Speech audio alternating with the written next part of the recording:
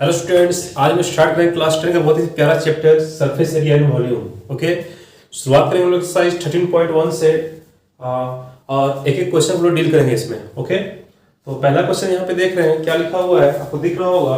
दिया हुआ है कि two cubes each of volume 64 centimetre cube are joined end to end. ठीक है ना, दो क्यूब है, दो क्यूब को क्या किया गया है, इन टू इन जोड़ा गया, यानी कि एक के बाद एक। ओके, यानी कि एक का जहां पे खत्म हो रहा है दूसरे का वहां से शुरू हो रहा है। तो डायग्राम आपको जिस तरह से बनेगा, अगर हम इसको डायग्राम बनाएंगे तो आपका कुछ इस तरह से बनना चाहिए। दो क्यूब आपका हो गया, ये क्यूब आपका, ये पहला क्यूब, और एक क्यूब और है, इसको हम यहाँ पे जोड़ेंगे इस तरह से। सपोज हम यहीं पे जोड़ दिए इसको।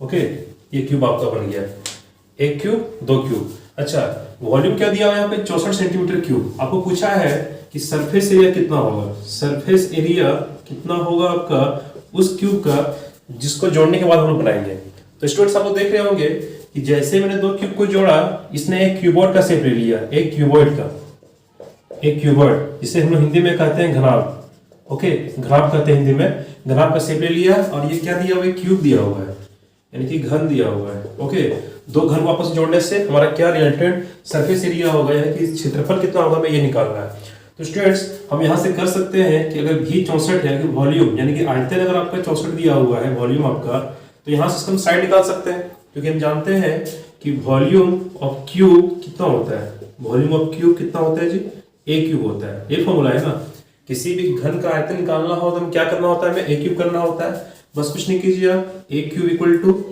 64, यहां से आप ए का मान निकाल सकते हैं, क्यूब रूट 64। ठीक है ना, जहां से ए का मान निकलेगा आपका 4 सेंटीमीटर, ये 4 सेंटीमीटर निकल गया आपका। यानी कि कहने मतलब बात ये है कि इस क्यूब में यहाँ पे 4 सेंटीमीटर, इसकी लंबाई 4, इसकी चौड़ाई 4, इसकी ऊंचाई भी 4, 4 ठीक है ना। क्योंकि घर में क्या होता है, घर में क्यूब में उसका हाइट बोलिए, उसका लेंथ बोलिए, उसका ब्रेथ, तीनों क्या होते हैं, समान होते हैं। तो 4 4 4। ओके, ये हमारा साइड निकल गया। अब यहाँ पे देखिए, हमें इसका सरफेस एरिया निकालना है, तो आप सोच सकते हैं कि इस क्यूबॉइड का यानी इस घनाभ का लंबाई कितना हो जाएगा। ये 4 और ये 4, इसका 4 इसका 4, टोटल कितना हो गया जी, इसका 8 हो गया। यानी लिख सकते हैं हम लोग कि L इक्वल टू 8 सेंटीमीटर लंबाई, किसके लिए जी, घनाभ के लिए। अच्छा, यहाँ पे चौड़ाई कितना हो जाएगा, ये चौड़ाई जो है, चौड़ाई तो 4 ही रहेगी, क्योंकि चौड़ाई में तो कोई बदलाव नहीं हुआ यहाँ पर। तो यहाँ पे ब्रेथ यहाँ लिख देंगे हम लोग 4, ठीक है ना, 4 सेंटीमीटर। और साथ ही साथ देखिए ऊंचाई, यहाँ पर हाइट, ऊंचाई, ऊंचाई में कोई बदलाव हुआ है क्या, नहीं। ऊंचाई कितना हो जाएगा, ऊंचाई अभी आपका हो जाएगा 4 सेंटीमीटर। ओके, अब पूछा है हमें सरफेस एरिया, क्षेत्रफल कितना है। तो आप जानते हैं कि सरफेस एरिया शॉर्ट में मैं लिख रहा हूँ, ये होता है आपका 2 into L B plus B H plus H L, किसके लिए, क्यूबॉइड के लिए, घनाभ के लिए। ओके, यहाँ से बस मान पुट कीजिए आप, एल यानी कि 8 हो गया, 8 इंटू बी यानी कि ब्रेथ यानी कि 4, प्लस बी यानी कि 4 गुना एच यानी कि 4, प्लस एच यानी कि 4 और एल यानी कि 4, एल यानी कि 8, सॉरी 8। बस यहाँ से कैलकुलेट करेंगे हम लोग, तो आपका कितना होगा, देखिए 8 चौका 32 प्लस 16 प्लस 32, यानी कि हो गया आपका 2 इंटू, जोड़िएगा कितना हो जाएगा बोलिए, 2 2 4 6 10 और 3 4 3 7 11, 3 3 6 7 1 8, सॉरी 11 बोलते हैं। और 80 गुना तो कितना होता है, 160 सेंटीमीटर क्या स्क्वायर, क्योंकि सरफेस एरिया पूछा गया है ना। तो आपका यूनिट में ध्यान दीजिएगा आप लोग, यहाँ पे सेंटीमीटर स्क्वायर होगा। ओके, ये आपका आंसर हो गया। यानी कि इस घनाभ के, इस क्यूबॉइड का क्षेत्रफल जो होगा, सरफेस एरिया होगा, वो कितना होगा स्टूडेंट्स, 160 सेंटीमीटर स्क्वायर होगा। तो इस तरह से आप लोग कर सकते हैं। क्या किया गया था, दो क्यूब को इंड बाय इंड जोड़ा गया है, यानी कि एक को ऐसे रख के जोड़ दिया गया। तो उसमें सिर्फ क्या लंबाई में चेंज हुआ है, बाकी चौड़ाई तो वही रहेगा और ऊंचाई भी उसका वही रहेगा। ओके, बढ़ते हैं हम लोग क्वेश्चन नंबर 2 की तरफ। ये क्वेश्चन यहाँ पे दिया हुआ है, एक ऐसा वेसल, एक ऐसा बर्तन है जो अंदर से खोखला, बर्तन तो खोखला ही होगा, अब इसके खोखला ही होना चाहिए। उसका शेप इस तरह से कि नीचे आपका एक हेमिस्फीयर है, ठीक है ना, एक गोला है जो आधा कटा हुआ, और एक सिलेंडर यानी कि एक बेलनाकार, ठीक है ना, उसके ऊपर रखा हुआ है। तो पूछा आपको कि इसका इनर सरफेस एरिया यानी कि इसका क्षेत्रफल कितना होगा, इसका क्षेत्रफल कितना होगा, वो कैपेसिटी क्षेत्रफल बोल सकते हैं, इसको कितना होगा। तो जो भी होल, अब हमें यहाँ पे लॉजिक लगाना है। ओके, देखिए मैं यहाँ पे डायग्राम बना दिया हूँ। नीचे आपका ये हेमिस्फीयर हो गया, एक कटोरा हो गया, और ऊपर से एक रखा हुआ है सिलेंडर यानी कि एक बेलनाकार। ओके, अब ड्राइंग में मत जाइएगा, ड्राइंग मेरा माशाअल्लाह बहुत ही अच्छा है, तो पता है हमको, ठीक है ना। फिर भी बस समझने की कोशिश कीजिए, एक यहाँ पे हेमिस्फीयर और यहाँ पे एक सिलेंडर। ओके, अब देखिए यहाँ पे नोट करने वाली बात, यहाँ पे एक टोटल हाइट आपका दिया हुआ 13 और डी दिया हुआ 14 यानी डायमीटर। त्रिज्या कितना होगा, रेडियस कितना होगा इसका, रेडियस होगा। यहाँ पे बात कीजिएगा स्टूडेंट्स, यहाँ पे अगर मान ली पूरा 14 दिया हुआ है तो ये भी पूरा 14 होना चाहिए ऑब्वियसली। तो आर यहाँ पे हो जाएगा आपका 14/2 यानी कि 7 सेंटीमीटर, यानी कि त्रिज्या इसकी हो जाएगी 7, यहाँ भी इसका रेडियस 7। ओके, अच्छा टोटल हाइट दिया हुआ 13, टोटल कितना दिया हुआ 13 दिया हुआ है। तो बताइए अगर हम सिर्फ सिलेंडर की हाइट निकाल रहे हैं, यानी कि इस बेलन की सिर्फ हाइट ऊंचाई निकालेंगे तो कितना निकलना चाहिए।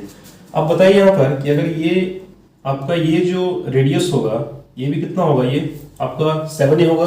ओके, अब 7 के साथ यहाँ पर 13 में अगर हम 7 घटा दें यहाँ पर, तो हाइट ऑफ सिलेंडर कितना हो जाएगा, height of cylinder, height of cylinder यानी कि बेलनाकार की ऊंचाई या फिर बेलन की ऊंचाई लिख सकते हैं, ठीक है ना। बेलन की ऊंचाई कितनी होगी, तो 13 में गया पूरा 7, कितना बचेगा, 13 में 7 गया तो 6 सेंटीमीटर। ओके, तो 6 सेंटीमीटर इसकी ऊंचाई हो गई। अब सरफेस एरिया जो जोड़ना है मैं मेरे को चेक कर लेता हूँ। हाँ लाइट आ रही है, मैं चेक कर लेता हूँ एक बार। सॉरी, लिख रहा हूँ यहाँ पर बेलन की ऊंचाई। सरफेस निकालना है ना, तो हमें करना पड़ेगा कि surface area of cylinder plus surface area of क्या है, हेमिस्फीयर, हेमिस्फीयर।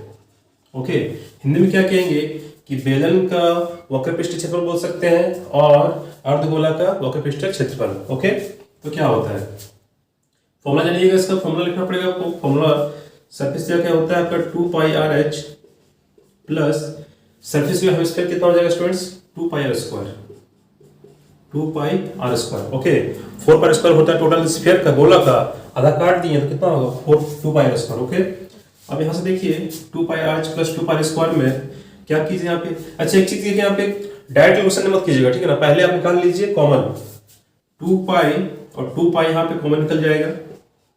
r यहाँ पे r², अच्छा r इसके लिए भी जो रहे वही r इसके लिए भी होगा, तो r भी यहाँ पे कॉमन निकाल सकते हैं आप। यहाँ एक r है, यहाँ 2r है, तो यहाँ पे एक r कॉमन निकाल लिए। यहाँ बचा हमारा h प्लस यहाँ बचा हमारा एक r, ठीक है ना। ये हमारा स्टूडेंट्स हो गया। वैल्यू पुट करेंगे यहाँ पे हम, तो 2 इंटू पाई का मान 22/7 r कितना हो गया स्टूडेंट्स, 7 यहाँ पे हो गया।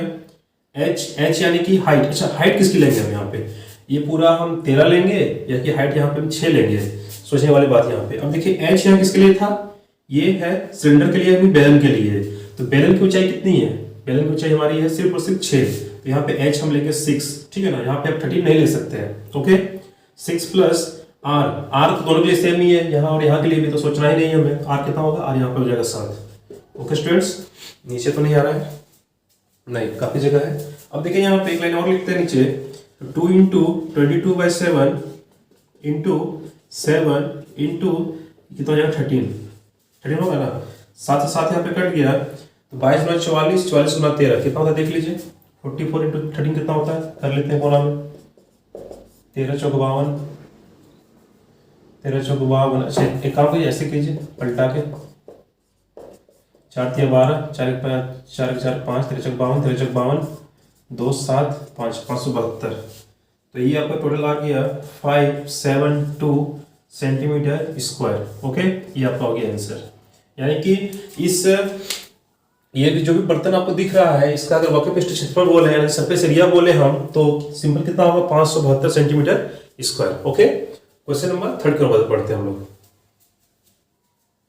बढ़ते हैं अगले क्वेश्चन की ओर। क्वेश्चन नंबर 3 क्या दिया हुआ है यहाँ पे स्टूडेंट्स, एक खिलौना आपके सामने दिख रहा होगा कि एक शंकु के आकार और नीचे एक हेमिस्फीयर यानी कि अर्धगोला है, ठीक है ना। जिसके ऊपर शंकु को हम रख दिए हैं, एक कोन के ऊपर रखे हैं, नीचे हेमिस्फीयर रख दिए, इस तरह से बर्तन रखे हुए खिलौना बनाए हुए हैं। इसका टोटल हाइट दिया हुआ, कुल ऊंचाई दिया 15.5, मैं लिख दिया हूँ टोटल हाइट दिया हुआ, कुल ऊंचाई 15.5 सेंटीमीटर, और रेडियस एक त्रिज्या दिया हुआ 3.5 सेंटीमीटर। त्रिज्या यानी कि आपका जो त्रिज्या इसका होगा, रेडियस जो इसका होगा वही रेडियस आपका इस कोन का भी होगा। इस कोन के लिए जो रेडियस होगा वही रेडियस इस हेमिस्फीयर बॉल के लिए भी होगा। ओके, और अच्छा यहाँ से हम हाइट ऑफ द कोन यानी शंकु की ऊंचाई कितना निकाल सकते हैं। ये कोन का हाइट से कितना होगा, टोटल 15.5 है। 15.5 में अगर 3.5 यहाँ पे है तो 3.5 ये कितना होगा, ये भी आपको कितना होगा, 3.5 ही होगा, ठीक है ना, 3.5। तो टोटल 15.5 में अगर मान लीजिए सपोज ये यहाँ से यहाँ 3.5 तो यहाँ 3.5, तो 15.5 में 3.5 अगर चला गया मान लीजिए, माइनस करेंगे कितना बचेगा, 12 बचेगा। यानी शंकु की ऊंचाई यानी हाइट ऑफ कौन हो जाएगा आपका 12 सेंटीमीटर। ओके, पूछा क्या गया आपको, पूछा गया यहाँ पे टोटल सरफेस एरिया यानी कुल पृष्ठ क्षेत्रफल कितना होगा, आपको ये निकालना है।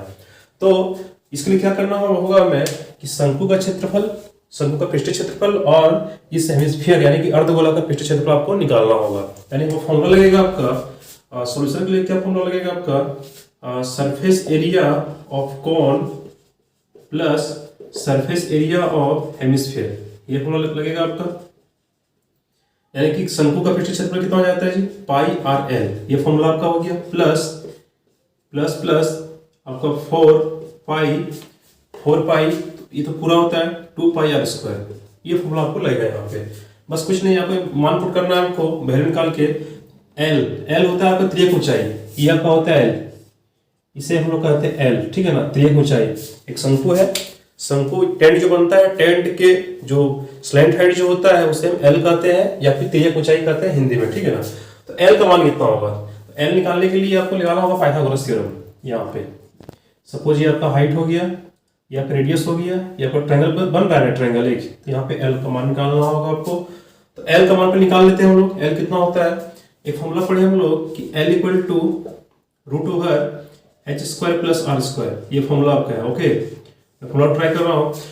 एच यानी कि हाइट कितना होगा, हाइट 15.5 या 12 कितना लेंगे हम लोग, यहाँ पे लेना पड़ेगा 12 क्योंकि हम लोग बात कर रहे हैं शंकु की कोण की। ओके, तो यहाँ पे लेंगे एच हम लोग 12 का स्क्वायर प्लस आर यानी कि रेडियस तो 3.5 होगा, 3.5 का होल स्क्वायर। ओके, यहाँ साई करेंगे हम लोग तो 12 का 144 होता है, पता होगा आपको, और 3.5 35 से कितना होगा, 35 से देखिए कितना होगा, 35 का स्क्वायर कर रहे हैं ना हम लोग, तो 5 का कर दीजिए 25, एक ट्रिक बता रहे हैं, 5 का 25 कर दिए, और 3 के बाद क्या होता है 4, तो 4 दिया 12, जिसके लास्ट में 5 होता है ना स्टूडेंट्स, उसका इस तरह से हम निकाल सकते हैं, 5 का 25 और 3 के बाद आप 4 कर दिए, 4 दिया 12, यहाँ होता है मान लीजिए 6 के बाद 7, तो 7 6 42 यहाँ हो जाता है, ठीक है। 35 का 12 25 हो गया, और पॉइंट यहाँ पे 2 बार लगेगा तो यहाँ पे 12.25 हो जाएगा, 12.25 2 पॉइंट लगेगा ना। यहाँ से आप निकाल सकते हैं इसको, कितना हो जाएगा 100 4 2 6 4 1 5 156.25, यहाँ से निकालिएगा आप तो आपका ये पॉइंट हटेगा, नीचे में 100, यहाँ से 156.25 ये होता है 125 का। ओके, 125 का होता है, और नीचे बाई 100, नीचे बाई 10 निकलेगा क्योंकि रूट भी 100 से 10 निकलेगा, यानी आपका होगा 12.5, 12.5 आपका हो गया, ये आपका तिर्यक ऊंचाई सेंटीमीटर, तिर्यक ऊंचाई हो गया। ओके, 12.5 ये करके देख लीजिए, आपका निकल जाएगा। 5 का स्क्वायर कितना होता है 25 होता है, 5 का 25 हो गया, और 12 गुना 13, देखिए मैं यहाँ पे चेक कर दे रहा हूँ एक बार, मैं यहाँ पे देख कर दे रहा हूँ एक बार, 125 आया ना, देखिए 5 का हो गया 25, अब 12 के बाद एक 13 होता है ना, 12 को 13 से गुना कीजिए, 12 36 12 6 3 2 5 156 156 आ गया ना, तो ये आप कर सकते हैं अप्लाई। ओके, अब देखिए यहाँ पे हम पुट करेंगे value pi R L plus 2 pi square, common लीजिए, पाई दोनों में है, पाई आ गया कॉमन, आर यहाँ पे एक, यहाँ पे आर स्क्वायर दो ठो यहाँ पे, तो एक आर कॉमन आएगा, यहाँ पे बचेगा एल प्लस 2 तो यहाँ निकाल लिए, नहीं 2 निकाले नहीं, 2 यहाँ हो गया बबुआ, पाई का पाई यहाँ हो गया, आर स्क्वायर में एक आर यहाँ निकाल लिए, एक आर यहाँ बचा वहाँ पे। अब यहाँ पे बस आपको कुछ नहीं करना, आपको बस वैल्यू पुट कीजिए, पाई कितना होता है स्टूडेंट्स 22 के साथ, आर रेडियस कितना होगा, रेडियस इसके लिए भी यही है, इसके लिए भी यही है, दोनों के लिए 3.5 ले लिया यहाँ पे 3.5। अच्छा, एल का मान कितना होगा, एल आप निकाल चुके हैं, एल 12.5। ओके, तो 12.5 plus 2r, 2 into are, are यानी कि 3.5। ओके, यहां से आगे सॉल्व करेंगे हम लोग, सॉल्व करेंगे तो 22/7 इंटू 3.5 इंटू 12.5 प्लस 35 गुना 70 यानी कि 7 हो जाएगा यहाँ पे, ठीक है ना। तो जगह थोड़ा कम पड़ रहा है तो मैं ऊपर मिटा के लिख रहा हूँ, यहाँ पे या नीचे आ सकता है एक लाइन देखते हैं ट्राई करके, आ ही जाएगा, आना चाहिए। 22/7 इंटू 3.5 इंटू 12/7 19.5 हो रहा है ना, काटिएगा यहाँ से तो 0.5 से कट जाएगा। अच्छा 22 बचे कितना हो गया 110, यानी 11 19.5 को 11 से गुना कीजिए आप, तो समथिंग देखते हैं कितना आंसर आता है आपका। 22 बचे 110 हुआ ना, 110 यानी कि 11 हो गया, 11 को 19.5 से गुना करना है, तो 19.5 को 11 से गुना किए हम तो 1995 और 195 यहाँ पे कितना हो रहा है स्टूडेंट, देखिए 5 9 5 14 4 हाथ में 1 9 10 11 गए 214.5 214.5 सेंटीमीटर स्क्वायर सरफेस एरिया पूछा गया ना।